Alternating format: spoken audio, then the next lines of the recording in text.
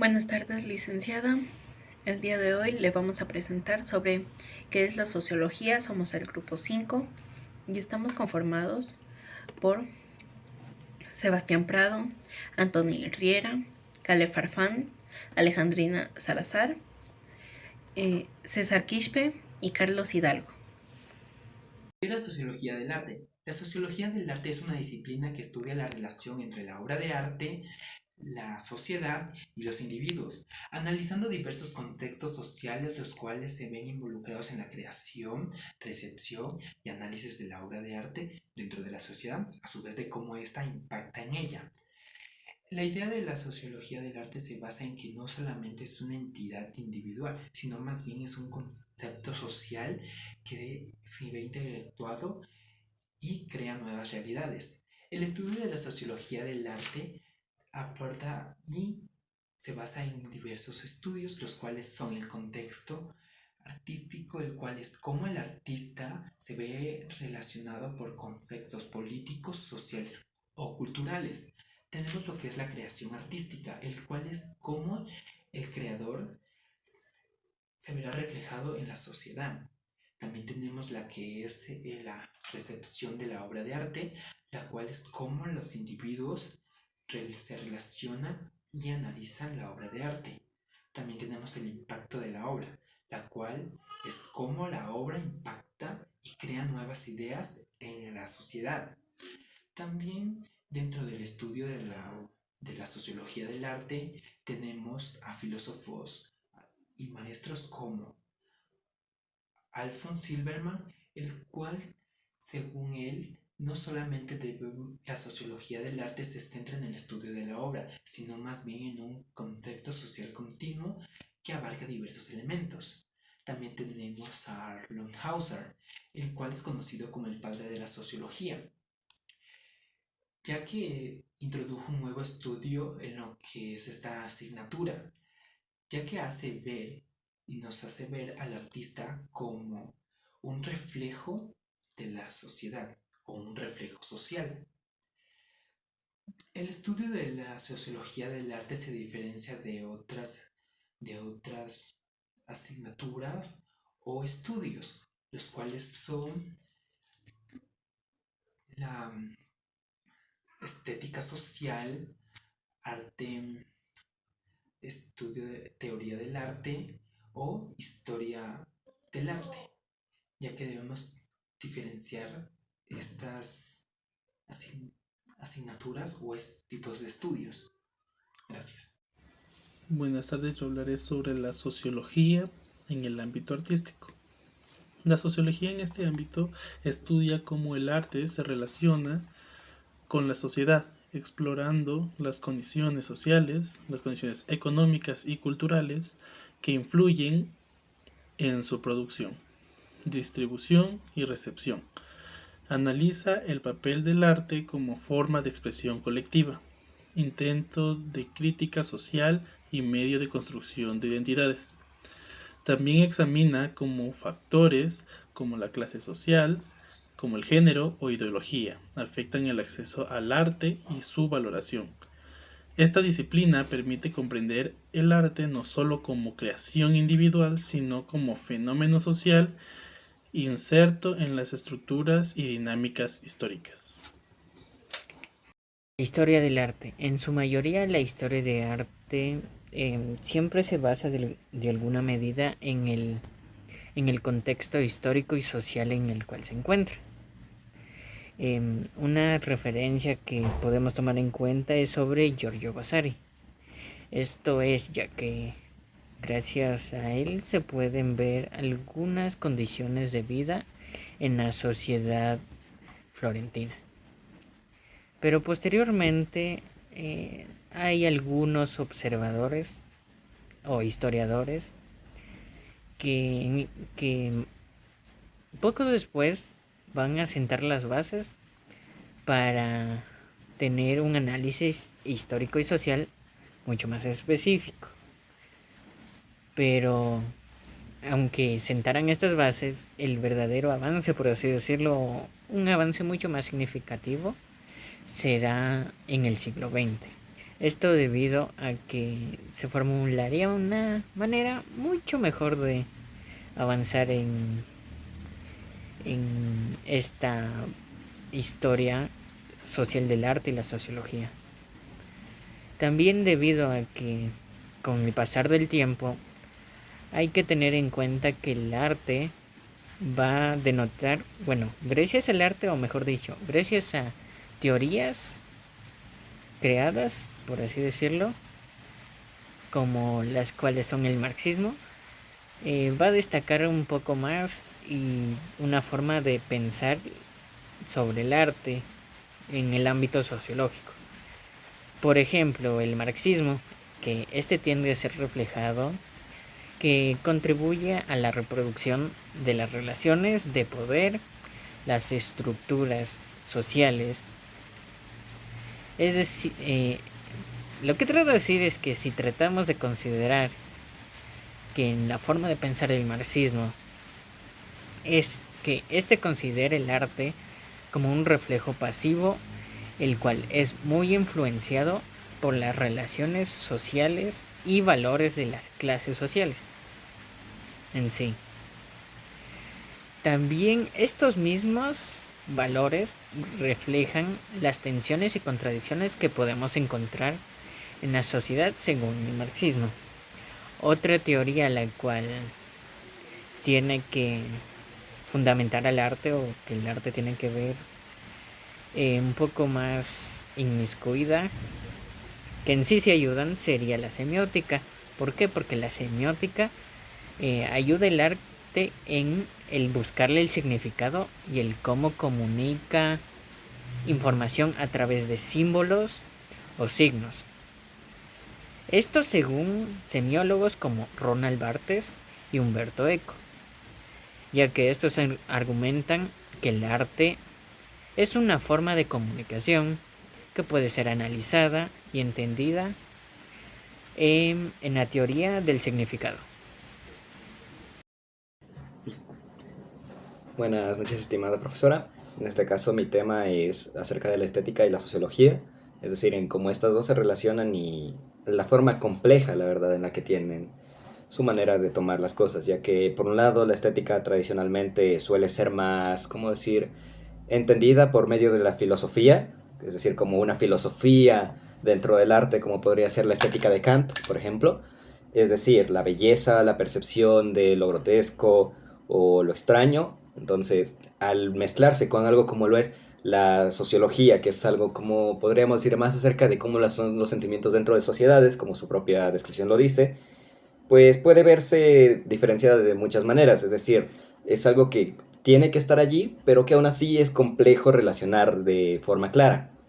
En este contexto, pues, podríamos decir que la estética no solo se refiere como tal al arte, es decir, no es solo algo que tiene que ver con la belleza, o en cómo ésta se relaciona, ya sea de manera grotesca, extraña, o sublime, como por ejemplo se dice en lo de Kant, o dicen muchos filósofos acerca de cómo la estética se relaciona, sino que puede verse más con la sensibilidad de un ser vivo, hagamos el cómo nosotros apreciamos la vida, las expresiones culturales, entre otras. Es decir, pueden ser también cómo construimos ideales de política o en cuanto al ambiente en el que estamos, la época, etcétera, para relacionarlo esto con el arte.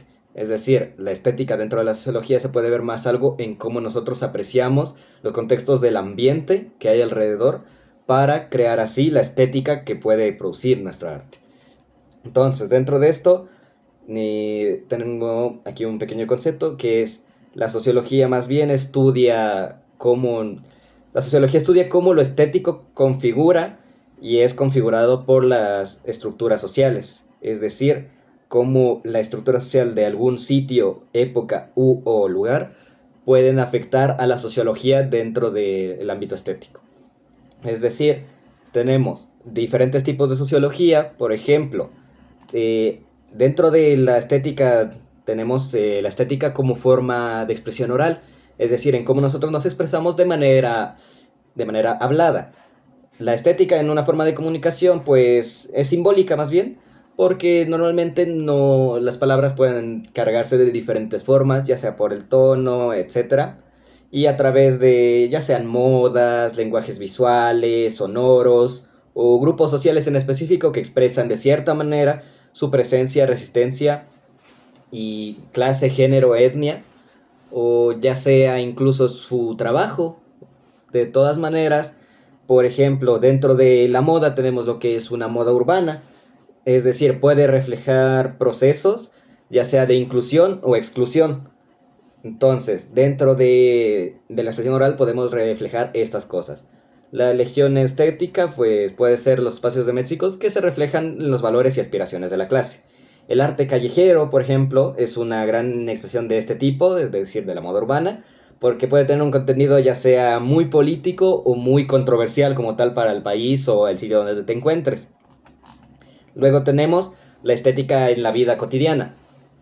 Normalmente, desde la perspectiva, por así decir, sociológica, la estética no es como tal, no se limita solo a los museos ni las bellas artes. Como tal, la sociología pretende aspirar a cómo es que se relacionan esas personas o los creadores en su vida diaria. Por eso es que normalmente la sociología se ve para mejorar las condiciones de vida en un ser humano. Entonces, en cómo las personas decoran sus casas, ya sea en cómo visten las personas, porque dependiendo de eso también, por ejemplo, una persona de una clase alta no va a vestirse de la misma manera que una persona de clase media o hablamos incluso de clase muy baja. Dentro de esto, pues, cómo diseñan sus redes sociales, qué productos consumen, etcétera. Esto lleva podríamos decir, un tipo de, ¿cómo puedo decir? Estetización, es decir, hay estilos o cierta estética, o sea, que nosotros relacionamos normalmente a algún concepto o estereotipo, incluso dentro de esto. Entonces, especialmente las sociedades, pues solemos decir en la actualidad, donde nuestra imagen incluso y el diseño o estética que llevemos puede llevar incluso a estilos que son esenciales en la producción de sentido. Luego de esto, déjame ver, tenemos la estética como consumo y capitalismo. Las sociedades contemporáneas han desarrollado lo que algunos conocemos como capitalismo estético o capitalismo cultural. Esto fue propuesto por Frederick Hemmingson o Lipovetsky, si me lo recuerdo. En este modelo, lo estético se convierte en un valor central del mercado, es decir, en cómo tú te ves o cómo tú te promocionas o la imagen que tú das a entender puede afectar dentro de cómo te puedan tratar. Esto lo que produce es lo que ya mencioné, la estetización, entonces, de los bienes y servicios. El gusto se mercantiliza y las identidades normalmente se construyen en función a cómo consumimos nosotros esos productos estéticos. Aquí normalmente la sociología se interesa por entender cómo estas industrias nos moldean y por decir, nos modifican en cómo construimos ese deseo hacia sus mercados y sus productos. Entonces, eso es lo que mejora la estética dentro de la sociología. Entonces, si nosotros, por ejemplo, percibimos una marca estética de forma que es muy lujosa, así los materiales sean de muy mala calidad, como por ejemplo está pasando actualmente con los productos que son producidos en países como China o países de Medio Oriente, y son traídos a Estados Unidos y solo puestos una marca, y que debido a esa marca ya ganan un valor estético, un valor, por así decir, de estatus incluso, mucho más alto que nosotros. Arnold Hauser, de Historia Social de la Literatura y el Arte, 1951. Arnold Hauser, con su monumental Historia Social de la Literatura y el Arte, se propuso una tarea ambiciosa: trazar una genealogía del arte occidental desde la prehistoria hasta el siglo XX, pero no como una mera sucesión de estilos y artistas, sino como un reflejo y una consecuencia de las estructuras sociales y económicas. Para Hauser, el arte no es una esfera autónoma y aislada, sino que está firmemente ligado a las condiciones materiales de existencia, las formas artísticas, los temas y el público al que se dirigen. Incluso la figura del artista son moldeados por la organización social, las relaciones de poder y la tecnología disponible y las ideologías dominantes. Determinismo social, el matizado. Aunque a menudo se le asocia con un determinismo social estricto, la visión de Hauser es más compleja. No sostiene que la sociedad causa directamente el arte, sino que crea un campo de posibilidades dentro del cual las decisiones artísticas se toman. Las condiciones sociales ofrecen un marco que influyen en las preferencias estéticas, las funciones del arte y los recursos disponibles para su producción. Evolución de la figura del artista. Hauser analiza con la posición social del artista que ha variado a lo largo de la historia. Desde el artesano anónimo de las sociedades primitivas hasta el genio individual y el profesional burgués. La identidad y el rol del creador artístico están profundamente imbricados en las estructuras sociales. Relación arte-clase social. Un aspecto central de su análisis es la conexión entre las formas artísticas y los intereses de las diferentes clases. Por ejemplo, vincula el arte cortesano con la necesidad de la aristocracia de legitimizar su poder, o el realismo burgués con los valores y la visión del mundo de la ascendencia burguesa.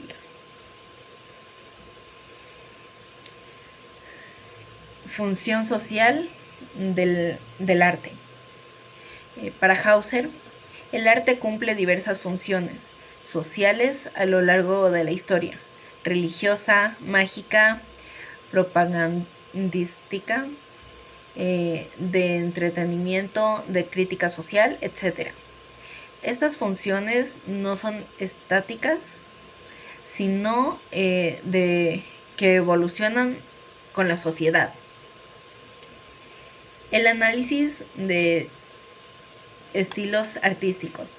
Hauser examina cómo los grandes estilos artísticos, el gótico, el renacimiento, el barroco, etc., se relacionan con las transformaciones sociales, económicas y religiosas de sus perspectivas.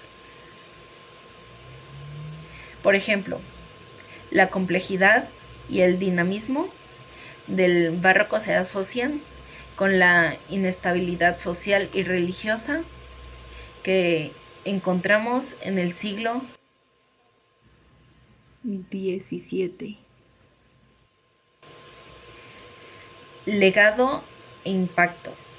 La obra de Hauser fue pionera en la sociedad del arte y sentó las bases para muchas investigaciones posteriores, aunque algunas de sus interpretaciones han sido debatidas y matizadas. Su insistencia en la conexión entre el arte y su contexto social sigue siendo fundamental para comprender la historia del arte. Pierre Bourdieu, Las reglas del arte, 1992. Pierre Bourdieu, en Las reglas del arte, ofrece una perspectiva sociológica, sofisticada y crítica sobre el campo artístico moderno, especialmente el campo literario francés del siglo XIX. Su enfoque se centra en la noción de campo como un espacio social estructurado de posiciones y luchas, donde los agentes, que son los artistas, críticos, instituciones, etc., compiten por el capital específico en juego. el reconocimiento artístico y la legitimidad. Bourdieu argumenta que en la creencia en que la autonomía absoluta del arte, el arte por el arte, es una ilusión socialmente construida. Las prácticas artísticas y los juicios de valor estéticos están determinados por la posición de los agentes dentro del campo artístico y por las estrategias que despliegan para acumular capital simbólico. El campo artístico como campo de poder. El campo artístico es un microcosmos social con sus propias reglas, jerarquías y formas de dominación. Los artistas y las instituciones luchan por definir qué se considera arte legítimo y quién tiene la autoridad para juzgarlo. El capital simbólico y reconocimiento. En el campo artístico, la forma principal de capital no es económica, sino simbólica. El prestigio, la reputación, el reconocimiento por parte de los pares y las instituciones. Los artistas buscan acumular este capital a través de sus obras y sus estrategias de posicionamiento. El hábitus artísticos. Bourdieu introduce el concepto de hábitus, un sistema de disposiciones, percepciones y acciones internalizadas por los agentes como resultado de su socialización y su posición en el campo. El hábitus artístico influye en las elecciones estéticas, los estilos de creación y las estrategias de carrera de los artistas. La ilusión de la autonomía.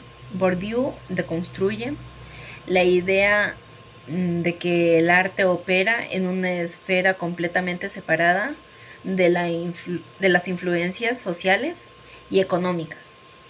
Argumenta que la creencia de la autonomía es en sí misma un producto histórico y social, surgido en un momento específico del desarrollo del campo artístico.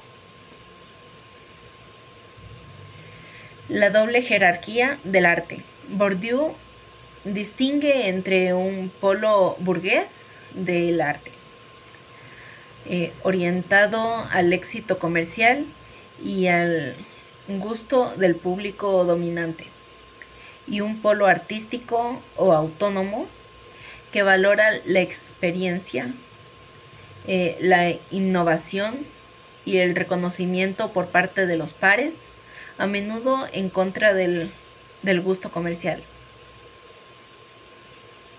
El rol de las instituciones. Las instituciones artísticas, museos, galerías, academias, críticas de arte, juegan un papel crucial en la consagración de las obras y los artistas, contribuyendo a la producción y reproducción del valor artístico. Legado e impacto. La obra de Bourdieu ha tenido un impacto significativo en la sociología del arte, proporcionando un marco conceptual riguroso para analizar las dinámicas de poder y las luchas simbólicas dentro del mundo del arte. Su enfoque ha influido en numerosas investigaciones sobre la producción, la recepción y la valoración del arte.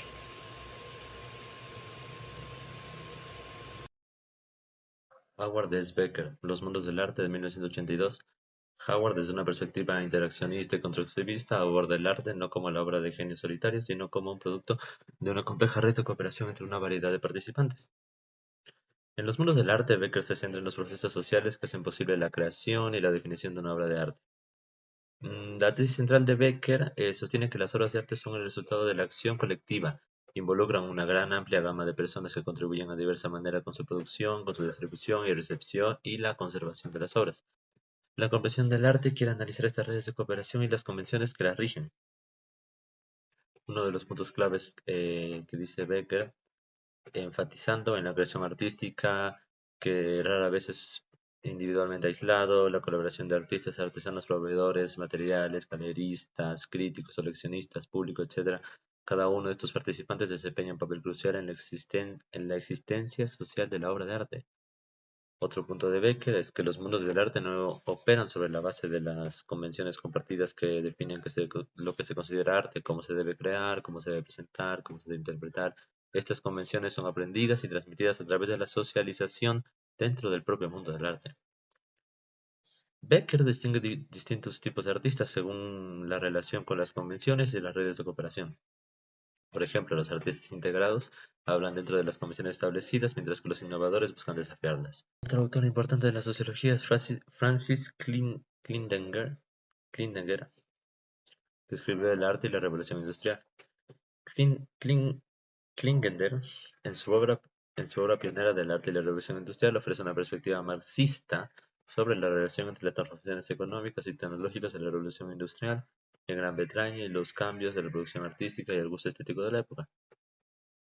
Klindenger argumenta que la revolución industrial, con sus nuevas formas de producción, su urbanización masiva, sus conflictos de clases, sus avances científicos y tecnológicos, tuvo un impacto profundo y multifacético en el arte británico. No solo proporcionó nuevos temas y materiales, sino que también alteró la función social del arte y la posición del artista. Dentro de la sociología del arte, la corriente conflictista se alinea con las teorías críticas de la sociedad, tomando inspiración fundamental del pensamiento marxista. A diferencia de las perspectivas en que enfatizan el consenso o la funcionalidad del arte. El conflictismo subraya las tensiones, las desigualdades de poder y los conflictos inherentes a las estructuras sociales. Y como estos se manifiestan y se perpetúan a través del arte, el arte no es un fenómeno aislado, desafiando la autonomía estética. Para la sociología conflictista del arte, la idea de que el arte existe como una esfera pura, autónoma y desconectada de las realidades sociales, políticas y económicas es una ilusión ideológica. Esta perspectiva argumenta que el arte está intrínsecamente imbricado en las relaciones de poder y en las estructuras de dominación que caracterizan a una sociedad estratificada. Producción de contexto. Los conflictistas señalan que la producción artística nunca ocurre en un vacío. Los artistas, los materiales que utilizan, los espacios donde se exhibe el arte, los sistemas de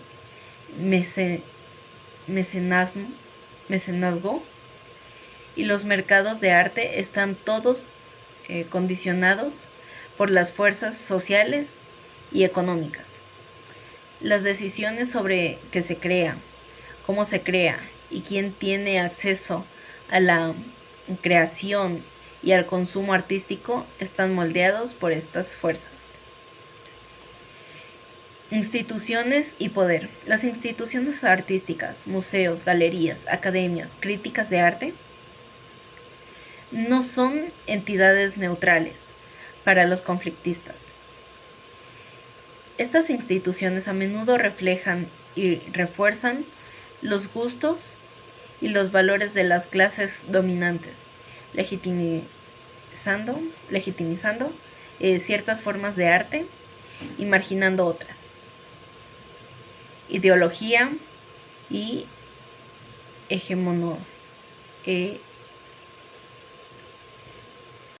ideología y hegemonía. El arte puede funcionar como un vehículo para las difusiones de ideologías dominantes. Las representaciones, los temas y los valores que se promueven a través del arte pueden contribuir a la neutralización del orden social existente, incluso cuando éste es desigual. Mercantilismo del arte. En las sociedades capitalistas, el arte se convierte en una mercancía sujeta a las leyes del mercado.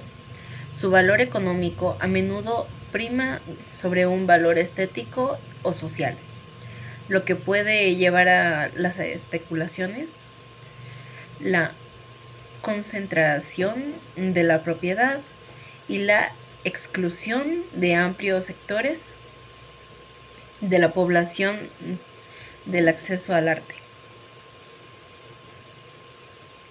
El arte como reflejo de la lucha de clases, un espejo de la desigualdad. Un principio central de la sociología conflictista del arte es la idea de que el arte y sus diversas formas a menudo refleja y participa en la lucha de clases. Desde esta perspectiva, las tensiones y los antagonismos entre las diferentes clases sociales, opresores y oprimidos, burgueses y proletariado, etc., se manifiestan en la producción, la recepción y la interpretación del arte. Aquí podemos encontrar la representación de la clase. El arte puede representar las vidas, las experiencias y las perspectivas de las diferentes clases sociales. Puede glorificar a la clase dominante, idealizar sus valores y estilos de vida. O por el contrario, puede dar voz a las luchas, la explotación y la resistencia de las clases subalternas. Crítica social. El arte puede funcionar como una poderosa herramienta de crítica social, exponiendo las injusticias, las desigualdades y las contradicciones inherentes al sistema social. A través de la crítica, la denuncia o la representación de realidades incómodas, el arte puede desafiar el status quo y promover la conciencia de clase, control y acceso. La producción y el consumo de arte a menudo están estratigráficamente según la clase social. Las clases dominantes tienen mayor acceso a la educación artística, a los recursos para la creación y a los espacios de exhibición y consumo de alto arte, mientras que las clases trabajadoras pueden tener un acceso limitado o consumir formas de arte consideradas populares o de masas. Ideología y justificación. El arte producido por o para las clases dominantes pueden servir para legitimizar su poder y sus privilegios, presentando su visión del mundo como natural o deseable. Por otro lado, el arte producido por o para las clases oprimidas pueden ser una forma de resistencia ideológica, ofreciendo narrativas alternas y desafiando la hegemonía cultural. Las perspectivas conflictivas nos invita a preguntarnos: ¿a quién representa este arte? ¿Qué intereses sirve? ¿Qué visión del mundo promueve? ¿Qué voces se escuchan? ¿Y cuáles se silencian? Diego Rivera, un artista en la encrucijada de la lucha de clases. Diego Rivera, 1886-1957. El renombrado muralista mexicano. Es un ejemplo paradigmático de un artista cuya obra se inscribe profundamente en la corriente conflictista de la sociología del arte. Su producción artística no solo reflejó la lucha de clases en México y a nivel internacional, sino que también se posicionó activamente del lado de los oprimidos y buscó utilizar el arte como una herramienta para la conciencia social y la transformación política. Como la obra de Rivera se alinea con la perspectiva conflictiva. Tiene temática central, la cual es la obra de Rivera. Está impregnada de representaciones de la historia de México desde una perspectiva de la lucha de clases. Sus murales monumentales narran la explotación de los campesinos, los trabajadores, la opresión de los pueblos indígenas, las revoluciones y las aspiraciones de justicia social. Obras como los murales del Palacio Nacional y el Instituto Nacional de Cardiología son vívidos ejemplos de esta narrativa. Crítica al capitalismo y al imperialismo. Rivera no dudó en utilizar su arte para criticar el capitalismo, el imperialismo y la intervención extranjera. Sus murales a menudo representan a figuras de poder corruptas y a las víctimas de la explotación económica y política. Idealización del proletario y el campesinado. Rivera elevó la figura del trabajador y del campesino, representándolos como los verdaderos constructores de la nación y como los portadores de la esperanza de un futuro más justo. Sus representaciones son a menudo heroicas y dignificadas. Arte público y accesible. Rivera creía firmemente en el poder del arte público para educar y movilizar a las masas. Sus murales, ubicados en edificios públicos, estaban destinados a ser accesibles a todos, llevando mensajes políticos y sociales directamente al pueblo. Esto contrasta con la concepción del arte como algo reservado para las élites. Compromiso político.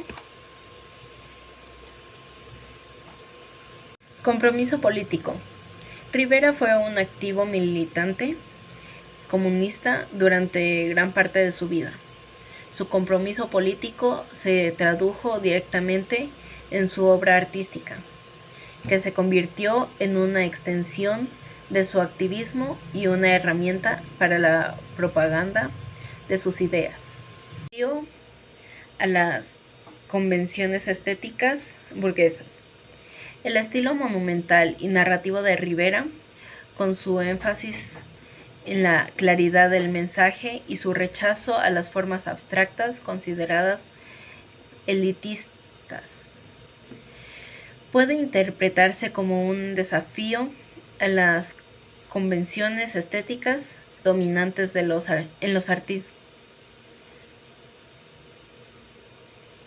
los círculos burgueses. En resumen, Diego Rivera encarna la figura del artista conflictista. Su obra no es un fenómeno aislado, sino un reflejo apasionado y comprometido de la lucha de clases en su contexto histórico. Utilizó su talento y su arte como un arma en la batalla por la justicia social, demostrando cómo el arte puede ser una poderosa herramienta para la conciencia, la crítica y la transformación social. La corriente conflictista ejemplifica en las obras de Rivera. Nos recuerda que el arte no es neutral, está imbuido de las tensiones y las desigualdades de la sociedad en la que se produce y consciente o inconscientemente participa en la perpetuación o el desafío de las estructuras de poder existentes. La corriente sociológica del funcionalismo. Dentro de la sociología del arte, la corriente funcionalista se inspira en la tradición de Emily Durkheim y Talcott Parsons, enfocándose en la función del arte que el arte desempeña en el mantenimiento del equilibrio y la estabilidad social. A diferencia del conflictivismo, el funcionalismo tiende a destacar el consenso, la cooperación y la integración como características fundamentales de la sociedad. Analiza el arte en términos de contribución de estos procesos. El arte como un sistema dentro de la sociedad y un subsistema independiente. Para el funcionalismo, la sociedad se concibe como un sistema complejo compuesto por diversas partes o subsistemas interdependientes: la economía, la política, la religión, la educación, la familia, el arte y otros. Cada uno de estos subsistemas cumple con funciones específicas que contribuyen al funcionamiento general y a la estabilidad del sistema social en su conjunto. El arte no es visto como una entidad aislada, sino como un subsistema que interactúa con otros subsistemas de la sociedad. Por ejemplo, la economía puede influir en la producción y distribución del arte, la política puede utilizar el arte con fines propagandísticos, la religión ha sido históricamente una importante fuente de inspiración artística, la educación juega un papel en la transmisión de conocimiento y valores culturales y estéticos. El funcionalismo distingue entre las funciones manifestantes del arte, aquellas que son explícitas y reconocidas como el entretenimiento y la expresión estética, y las funciones latentes, aquellas que son implícitas y no siempre son reconocidas como el fortalecimiento de la identidad grupal o la transmisión de valores culturales. En esencia, el funcionalismo considera el arte como una parte integral del tejido social, que cubre roles específicos necesarios para el funcionamiento y la continuidad de la sociedad. Desde esta perspectiva, el arte no es solo una forma de expresión individual, sino que también es un fundamento social que une a las personas y fortalece el tejido de la comunidad. Un autor importante de esta corriente del funcionalismo es Talcott Parsons. Escribió El arte y el subsistema cultural, 1902-1969. Es una figura central en el desarrollo del funcionalismo sociológico, ofrece un marco teórico para comprender el lugar del arte dentro de la sociedad. Parsons concibió la sociedad como un sistema de acción compuesto por 4 subsistemas funcionales, interdependientes entre ellos: el subsistema económico, el subsistema político, el subsistema social y el subsistema cultural. Dentro de este esquema, Parsons ubicaría al arte principalmente dentro del subsistema cultural.